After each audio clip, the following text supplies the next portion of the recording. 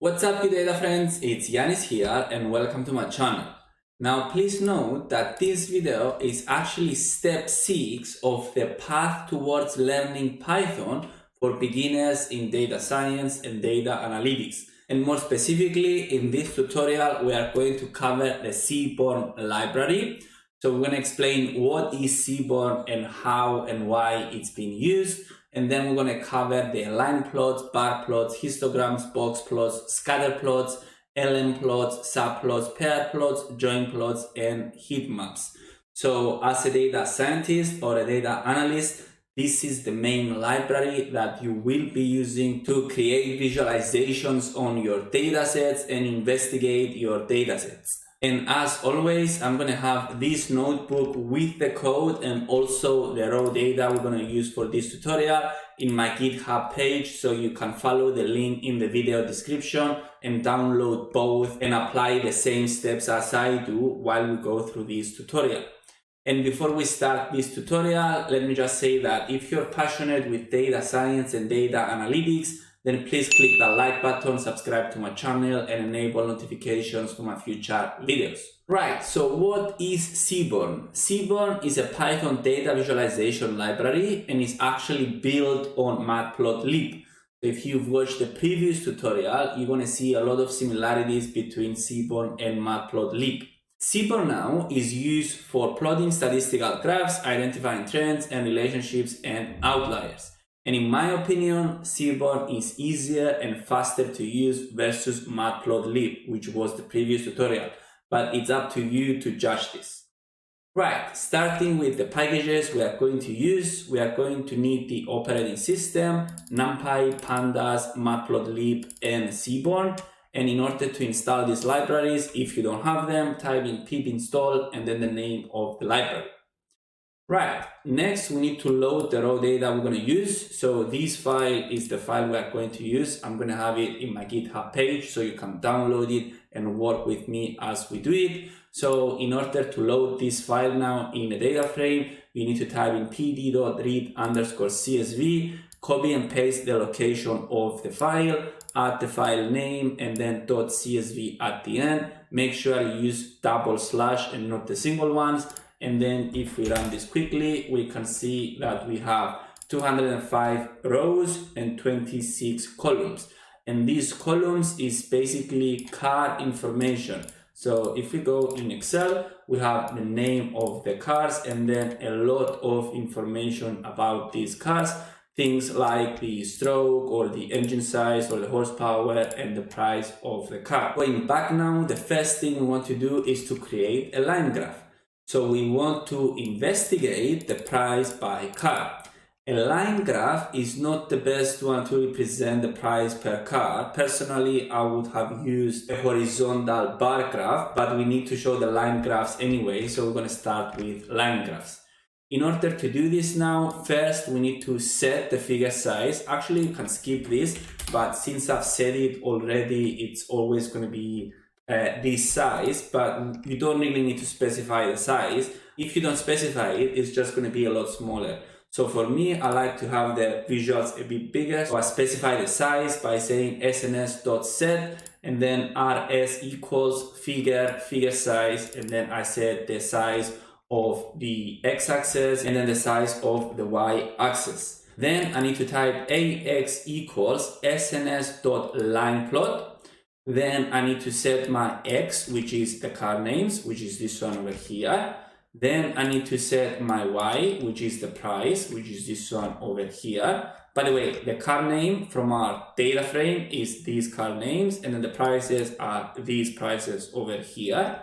Then I need to add comma and then add my data. And my data is going to be coming from raw data, which is this raw data we have just loaded from Excel. Additionally, I want to plot my tick parameters, which is the x-axis over here. And the reason I have this over here is because I want to add the rotation to 90.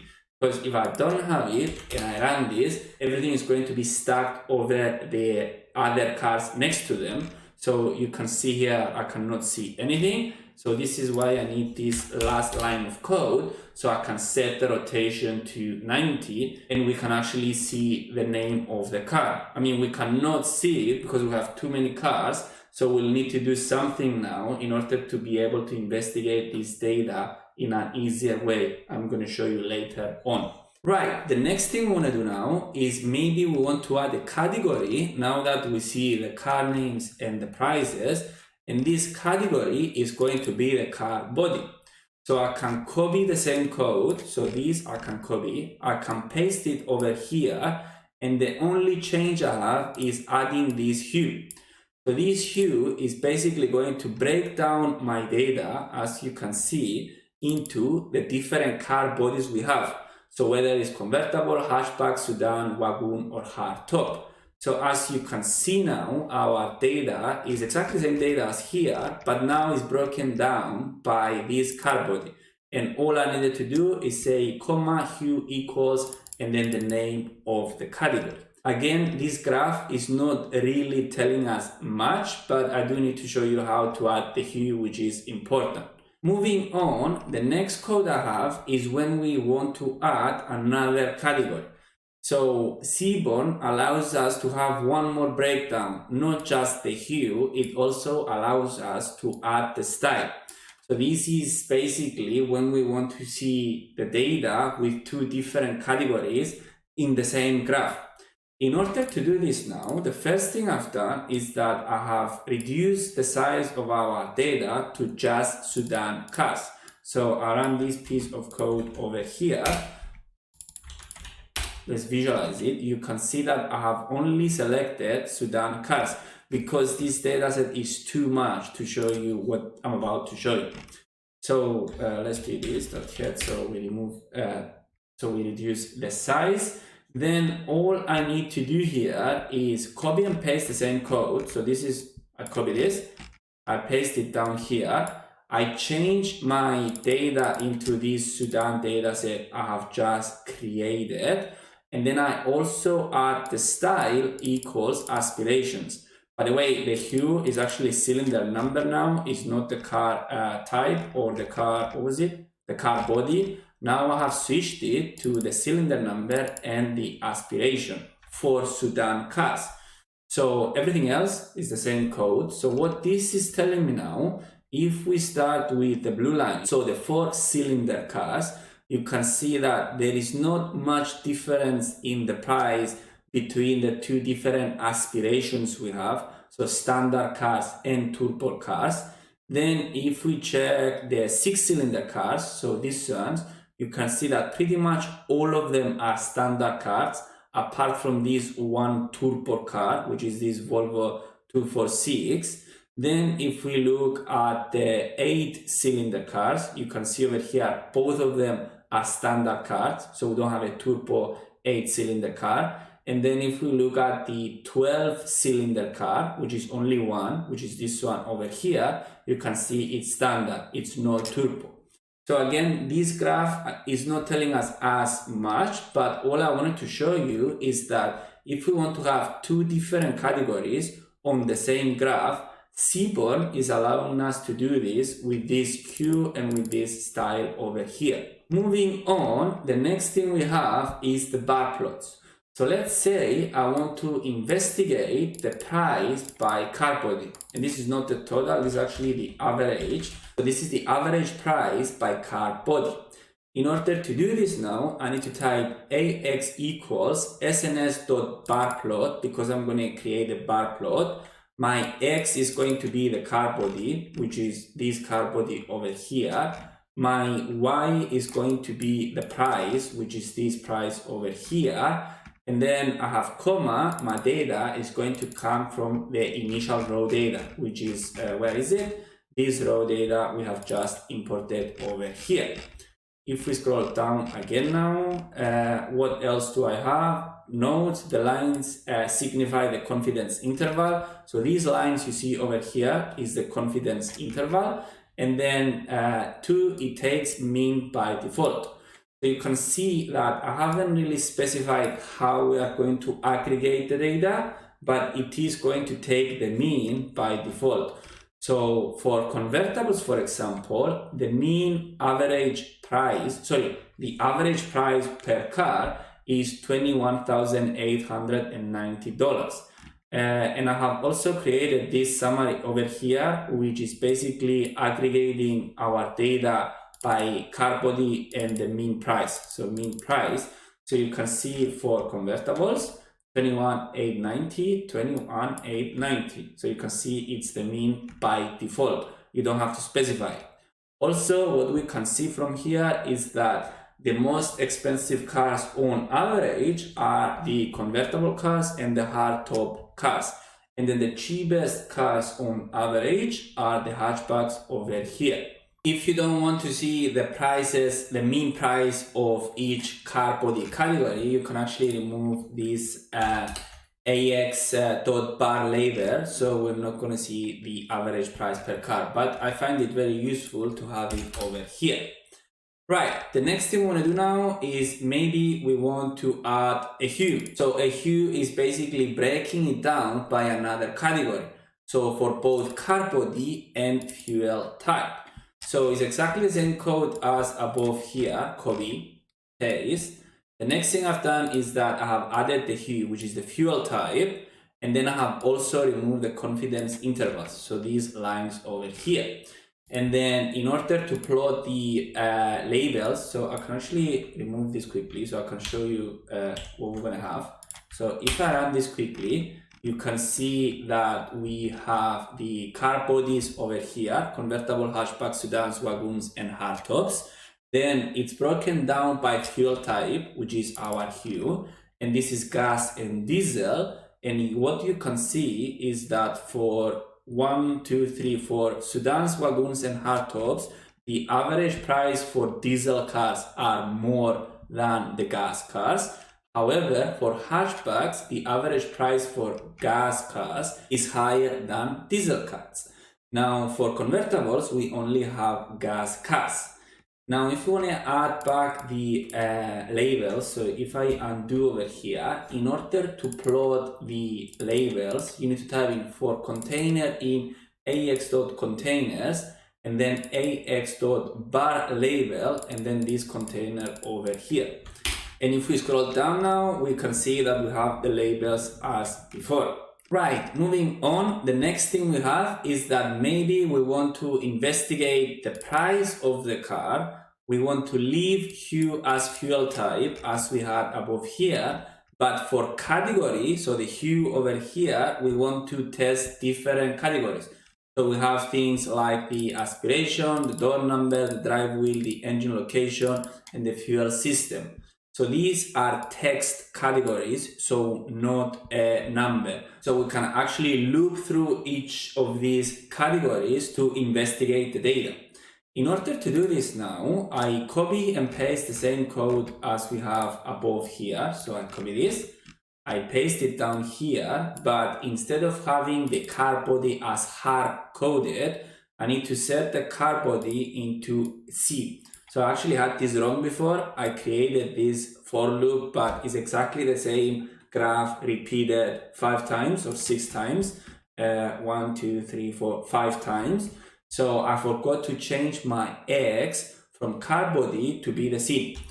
So if I type in C over here, actually let me remove this, add C. This C is going to be this C, and this C is going to start with aspiration, then door number, drive wheel, engine location, and file system.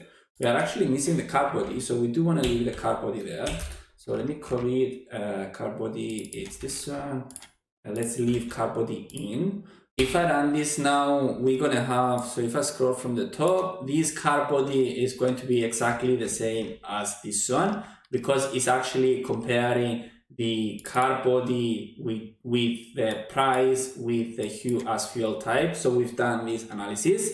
If we scroll down now, we have the aspiration, which is standard or turbo. So we can see for turbo cars, the diesel is on average more expensive than the gas. And then for standard cars, the gas is on average more expensive than turbo cars. Then if we check the door number, so for both of them, diesel is more expensive for 2 doors and 4 doors. Then if we check the drive wheel, we have rear wheel, we have rear wheel, forward wheel, and then 4 wheel. So for 4 wheel, all of them are gas. Then for forward wheel, on average, they are very similar. And then for the rear wheel, we can see that the diesel cars are on average more expensive. Then for engine location, for the rear ones, we can see we only have gas engine location on the rear. And then for the front, we can see that diesel is on average more expensive. And this one is the fuel system. So this is not telling us much because we don't have enough data for all fuel systems. And I think that's it. So by creating this for loop, you can actually investigate a lot of categories at the same time. Right, moving on, we have the horizontal bar graphs. So we're gonna create exactly the same graph as here. So this is the total price by car body and fuel type. So we can copy this, okay? We can paste it down here, and the only thing we are going to change is that we are going to add this orientation as H, which stands for horizontal. So this is going to shift our visual from a vertical into a horizontal one. Additionally, we need to change our X and our Y. We need to switch them now. So before we had before we had car body on X and price on Y. So if we see it over here, you can see Y is price. Now we have to switch them because now we are switching the orientation. Right, so it's basically the same graph as before. So we have actually analyzed this, but now it's horizontal and not vertical. Moving on, the next thing I want to show you is how to change the colors. So we copy and paste exactly the same code. So we copy this, we paste it down here, and the only change now is that we create these colors where we specify our colors. So we can type in here red and black, for example. And then here we need to add comma, palette equals these colors. And because we have 2 colors over here, it's going to take this color for our X and this color for our Y.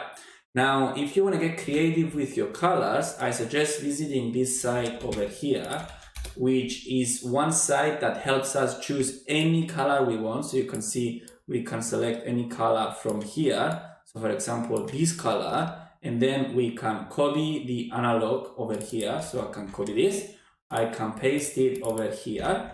We need the hash again. And if I run this now, you can see it changed our color. Let me select another color. So let's do this color. Go back, I'm going to add this color.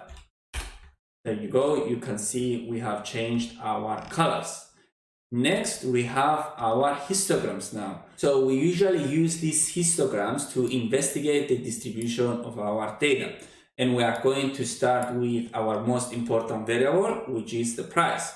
So the first thing we have to do is that we have to create an array. In order to create this array, we need to pass the values of price into X, which is our array. So if I run this quickly, and if I show you X, it's actually the prices. So it's an array with all the prices.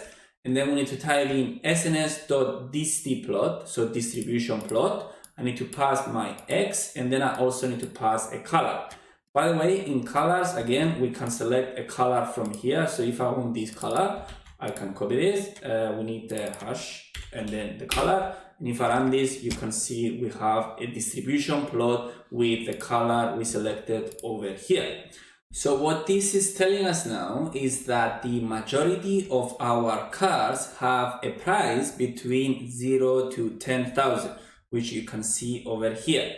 So this is actually a right skewed distribution, because if we do plot the mean, so the average car price, we can see that the majority of the cars or the data points are going to be on the left side of the mean. So if that's the case, it means that our variable, which in this case is price, is right skewed, because we have all these cars over here which can skew our data. Right, the next thing we want to do is to add the mean, so the average, as I said, into this graph over here. So I can copy and paste the same thing as above. So I can copy this, I can paste it over here. So now I have the blue color. Then I need to calculate the mean, and to do this I need to type in raw data and then mean, which is our column, and then dot mean, and save this into this mean over here. And then I also need to plot it by saying plt.axvline, and then into the brackets I need to specify the mean, the 0 and the 1, which is our axis, so the 0 and the 1 over here, and then the color equals red, and this is our mean. If I actually run the mean, so let me run this, so we see what's the average price for all of our data set. You can see it's 13,000. This is why it's somewhere here. So it's around 13,000. The majority of our cars have less price of the average, and this is because our data is rightly skewed. So all these cars are basically skewing our data. Right, moving on, the same way we have investigated the distribution of price, now we want to investigate the distribution of all the numerical fields. And we want to replicate this graph basically for all the column names that are numerical in order to investigate their distribution. And if you remember, if I quickly show you our data set, we do have a lot of numeric columns.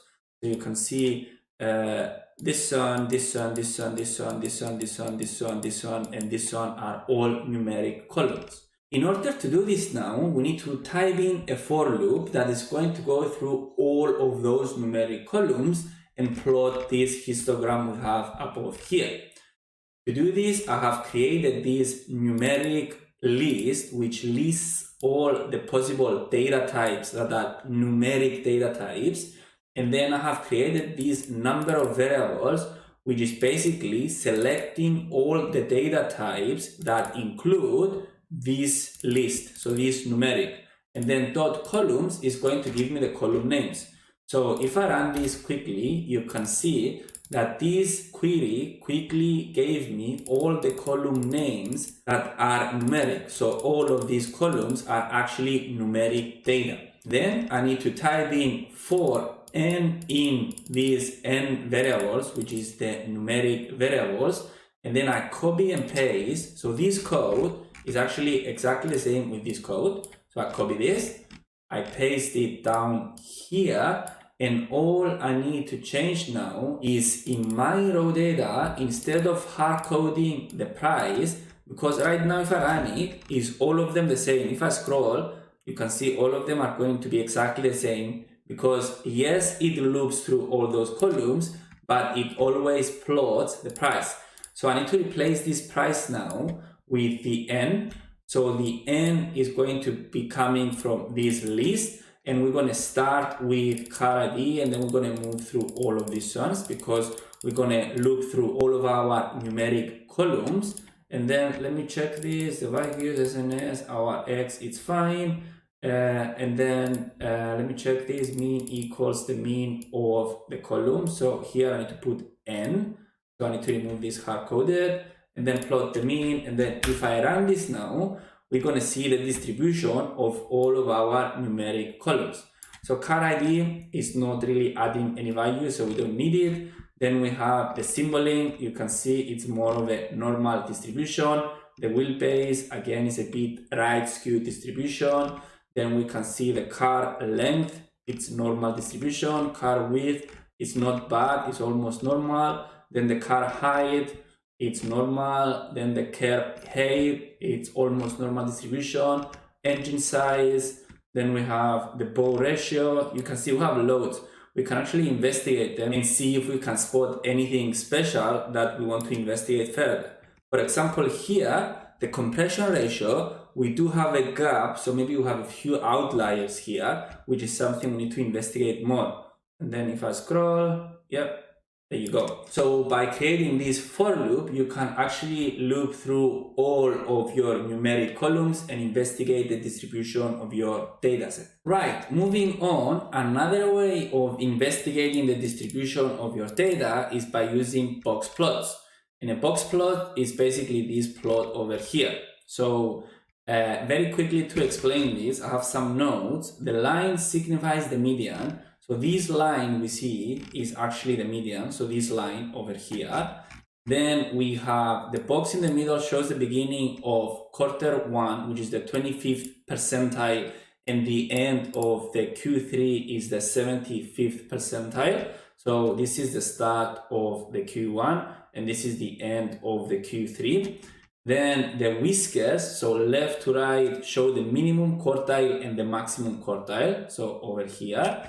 And then any dots on the right hand side or the left hand side are considered to be outliers. So based on this box plot, we can see that these car prices, it considers them as outliers.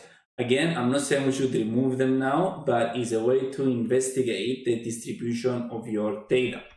In order to plot this now, we need to pass our variables values into an array. So in our case, we want to investigate the distribution of price. So we pass the values into x, and then all we need to type is ax equals sns.boxplot, and then pass this x into our brackets over here. And we can see that the median car price is 10,295. As you can see over here, most of the cars are between these car prices over here, which is about, I don't know, 7,000 to 17,000. This is the mean price, and this is the max price of the 75th percentile. And any other car over here is considered to be an outlier based on these box plots. Again, I'm not saying we should remove them, it's just a way to investigate them. Moving on now, down here is when we want to investigate the distribution of price by cylinder number. So now we have an X, but we also have a Y. It's not the same as before, where we only had one variable, which was the price. Now we have the price and the cylinder number. So as you can see now, the 4-cylinder cars, maybe they have 2 outliers, and the median value is about 9,000. The 6-cylinder cars, you can see on average, they are more expensive than the 4-cylinder cars. And then the 8-cylinder cars are the ones that are the most expensive cars. And then you can see the median, the mean, and the max with no outliers. The next thing we have now is when we want to take this graph and basically make it horizontal. In order to do this, so we have price and fuel system, which is actually different as the one above. But in order to do this, you need to switch the X with the Y. So now into X we have the price. So before we had the price into Y. And into Y we have the fuel system, and this is going to switch our box plots into horizontal. Next, the other thing we have is when we want to add a hue. So break this down by another category. In order to do this is as simple as you see it over here. We type in comma hue equals fuel type. So now we see the distribution of price and car body by fuel type. So what this is telling us is that we don't have diesel cars for convertibles. We do have diesel cars for hatchbacks, but very few, so not enough data. We have gas cars in Sudan. So you can see the median is much lower for gas cars than diesel cars in Sudan car body category. And maybe we have some outliers in diesel Sudan cars over here. Next, I also want to show you how to add the dots. So in this box plot, we can actually add all the cars, so all the dots. In order to do this, we need to first create a simple box plot, so like this, as we have shown before, that shows the distribution of car body and price with our color. And the other thing we need to add is this swarm plot. So we need to use exactly the same variables as above from the same data set, with a different color. So if we run this, you can see where all the cars are for each car body and their price. So you can see these are our outliers. This is where we have the majority of the cars, same with hashtags. You can see the median is on the right because most of the cars are over here. Same case with the sedans.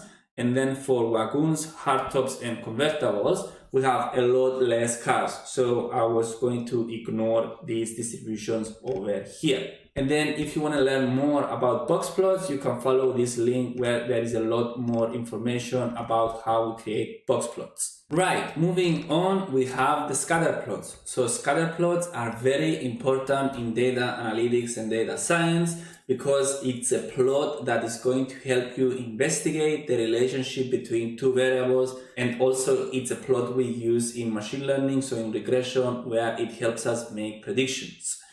Right, in order to create this plot now, you need to type in sns.scatterplot, specify our x, in our case is the wheelbase, specify the y, which is price, then specify where this data is coming from, which is from our raw data, and then set the color.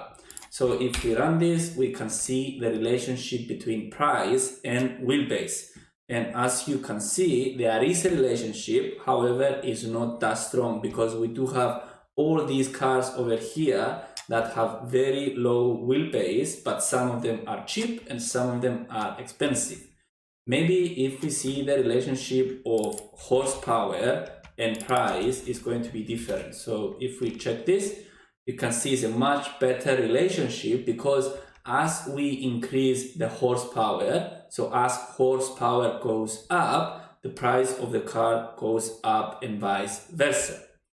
The next thing we want to show now is when we want to add a hue. So this is investigating the relationship between price and wheelbase by car body. So car body is our hue, which is the category. So as you can see, these blue circles are our convertible cars, and they don't really give us a good relationship between wheelbase and price. Again, maybe we need to switch the wheelbase to the horsepower, and then let's rerun this. Yes, there we go. So you can see for convertible cars, these circles, as we increase the horsepower, then the price of these cars goes up. Same way with hashtags, you can see, however, the regression line of hashtags is going to be a lot lower than the regression line of sedans, which is much more incremental, same with convertibles. So what this is telling us is that as we increase the horsepower of, let's say, the hatchback cars, yes, the price increases, but on a smaller rate than the increase we are going to see on convertibles or sedans. Actually, what else do we have here? We have the style, and the style is the same as the hue. We can actually change the style into something different. Maybe let's do the style to be let's select the category, the fuel type. So let's see if this one makes a difference. So if we paste it, if we run it, let's see, this is gas and this is diesel. Where are the diesel cars? So what this is telling me is that the diesel cars, which are these ones, are mostly sedans, and they do have a good relationship. Actually, it's quite strong, but the diesel cars do not have that much horsepower as the gas, as you can see over here. Right, moving on, the next thing we have here, we have the color, we have the hue, we have shown the size. No, we actually haven't shown the size. So size is basically the size of this circle is going to be bigger or smaller depending on the variable you are going to pass over here. And the sizes is telling us the smallest, so 20, so it's this one, and 200, which is from the biggest one, so it's this one, this one, this one, and this one. And let's actually replace wheelbase now with the horsepower. So we have horsepower, price, then we have color, yes, then we have the hue, car body, correct, and then the size is the price. So let's run this. So there you go, you can see we start from smallest, and then we move to the highest, we have the prices over here, and then we have the car body over here. Right, moving on, we have the LM plots. An LM plot is basically a scatter plot with the regression line. So now we are investigating the relationship between horsepower and price, as we've done before, but instead of using a scatter plot, we are using an LM plot. And the difference is that we are going to see the regression line. So if you want to learn more about how a regression line works, you can follow this link over here that explains how regression works. We are also going to have machine learning regression models in the next coming videos. But if you don't know and you want to gain a quick understanding, then you can follow this link and read how it works. So this is telling me, basically, this line is telling me that if I wanted to make a prediction, how much would a car cost with a horsepower of 200, I could do this. I could find the 200 in the horsepower, which is this one, and then I was going to go up until I meet the line, the regression line, up over here, and then I was going to go left to see the price of that car. So I was going to predict that the price of that car was going to be around 28 to 29K if the horsepower was 200. So this is why the regression line is very helpful. Right, moving on is the hue. So maybe we wanted to break this LM plot down to different categories, and in our case is going to be the car body. So we can copy and paste the same code. So we can copy this, we can paste it down here. We need to add comma and add the hue, which is the car body. So these car bodies we have over here. We want to remove the confidence intervals, which is these lines over here, the light blue. Then we leave the height as it was before, and now we want to add the different markers. So as you can see, I have different markers based on the car body category. So what this is telling me is how much is the rate of increase per car body. So the category that increases the most, if we increase the horsepower, that the price goes more drastically up, is this category over here, the convertible cars. So if we increase the horsepower on convertible cars, then we expect the price to go up by a higher rate versus if we had increased the price of hardtops or what's this one, sedans or hatchbacks or wagons. However, all of them do have a relationship between price and horsepower.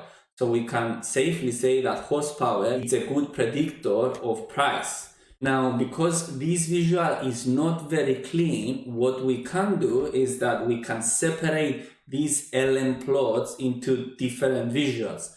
And in order to do this, we can copy this code as is, paste it down here, so it's still an LM plot, and then we need to change the hue into col. So you can see we have hue, now we have col, and this is going to break it down into different visuals as you see over here. Then we need to, I'm going to bring back the confidence interval, so I'm going to say true and then run it again. Height, we're going to reduce it from 7 to 5, and then we need to set the color for our line, as you can see, and then we can also set the color for our dots, which is this yellow over here. Now it's much cleaner versus having this visual. However, both have pros and cons, because with this visual we can see all the data in one visual versus here where we have the data in different visuals and it's not as easy to compare versus before. Now, if we want to make this bigger or increase the size of these plots, we can actually add this col wrap. So it's exactly the same code, copy, paste, but we add this col wrap now, and if we run this now, it's going to have 3 visuals at the first line, and then 3 visuals at the second line, and then etc, etc. But because we only have 5 visuals and we set 3 at the top, we're going to see the 3 at the top and then the 2 below. If we make this 2, we can see we have 2, 2, and then 1 because we only have 5 visuals. By the way, if you feel you're getting enough value out of this video, I would really appreciate it if you click the like button, subscribe to my channel, and enable notifications for my future videos. Right, moving on, we have the subplots. So what are these subplots? So let's say you created 5 visuals up here that you really liked and you want to put them next to each other. You can actually create a subplot which is going to be a one visual that has these 5 distinct visuals you have identified and you want to have next to each other. To do this now, you need to first initiate the subplot. So you need to say fig, access equals plt.subplots. I'm going to have it 2 by 2, so 2 by 2 because I have identified 4 plots that I really like. And then we need to set the figure size, so 18 to 13. Then we need to start by plotting our subplots. So over here, I have a few Numpy arrays that I'm going to use in my subplots. I actually don't need A, I think. I'm only using B and C. So I don't really need this. We can remove it. So I'm going to start with the first plot. So let's say the first plot I really like, it was this plot over here. We have created it actually. Let's say I really like this plot and I want to put it as the first plot. So I can copy this code we have explained before, and then I can paste it down here. Where is it? Over here. And then the only difference is that I have switched the price from Y to X because I don't want to have them vertically. I want to have it horizontally. So I copy it, I paste it, then I want to have my second plot. So the second plot is a distribution plot from B, and this B is actually the horsepower. So this is a distribution of horsepower. We have created it above. My C plot is going to be another distribution plot, but this C is actually, what is it? The engine size. So this is a distribution of the engine size. And then my fourth plot is going to be another box plot with the data labels. But in this case, I'm going to have the horsepower by car body. So this is the horsepower and this is the car body. So all of these plots are basically investigating distributions. And then if we run them now, we're going to see these plots we had over here. Right, moving on, we have the pair plots. So pair plots is always the first thing I do when I'm investigating a dataset. This is the most useful plots you're going to get from Seaborn. In order to do this now, all you need to do is type in sns.pairplot and you can even pass the whole data frame. So that's what I've done over here. This is all of our data frame. So if we run it quickly, so all of it, I have passed it into these pair plots. And then the only thing I did is change the colors. And if I click run now, it's going to create a relationship between every single column we have in our dataset. So we start with car ID. I know it's very small, it's not visible. Then we have the second, which I can't even read it, is too small, but I assume is the next number we have, which is this one. Then everything we're missing in between. So for every numeric column is going to plot this pair plot. However, because we have so many, what I usually do is the next step. I identify a few columns, so specific columns I want to investigate, and I run the pair plot only on those specific columns. So instead of passing the whole data set, I pass a smaller data set and I also change the color. So if I run this here, by the way, pair plots take a bit longer than everything else. We can see the relationships between price, wheelbase, engine size, and horsepower, everything with everything, and also their distributions. So you can see we get their distributions and a scatter plot with their relationship. Another cool thing we have here is that we can also add the hue. So add another category. So I copy this code, I paste it down here, and I also add the drive wheel as hue. And this drive wheel is basically if it's forwards, backwards, or four-wheel drive. So you can see This is basically telling me that the forward wheel drives are cheaper or have less engine size or less engine power versus the rear wheel and the forewheel. Right, moving on, the next cool thing we can actually do with these pair plots is that we can add the regression lines, as you can see over here. So all we have to do is copy the same code, paste it down here, leave hue as is, but add a comma and add the kind equals regression. So this reg is going to add the regression lines for each one of our categories in hue, as you see over here. So we can see which ones have the stronger relationships, positives or negatives, and also the confidence intervals. So again, with a line of code, you can create these very cool visuals that you get so much information before you run your machine learning models. So these are very important. If there is one plot you need to learn, is this pair plot, because it's the best plot, I think, based on my opinion, when it comes to data science and data analytics visualizations. Next, we also have the join plot. So a join plot is basically an LM plot, so a scatter plot with the regression and also the distributions of, what is this, price, and the distribution of engine over here. And it's very simple to run. You type in sns.joinplot, we pass the price, which is this, we pass the engine size, the data is going to come from our raw data frame, kind equals reg to add the regression line, the color equals green, and then the size of our plot. So this is actually very simple. Right, moving on, we have the heat maps. So what is this heat map? A heat map is basically telling you the correlation between different variables. In this case, for example, price with price have 100% correlation because it's the same variable. Then if we see the price with wheelbase, this 0.58 is an indicator of how strong the relationship between price and wheelbase is. So the higher it is or the lower it is, actually the highest point it can get is 1 and the lowest is -1. So the closer to 1 or -1, the stronger the relationship. And what this means is that for every unit of change we see in wheelbase, we're going to see 0.58 respective unit of change in price too. So the strongest relationship we see over here is between price and engine size, which is 0.87. Now, in order to create this heat map, first we need to create a dataset to display on the heat map. And in order to create this dataset, we need to run correlation on a dataset. .core is used to find the pairwise correlation of all columns in the data frame.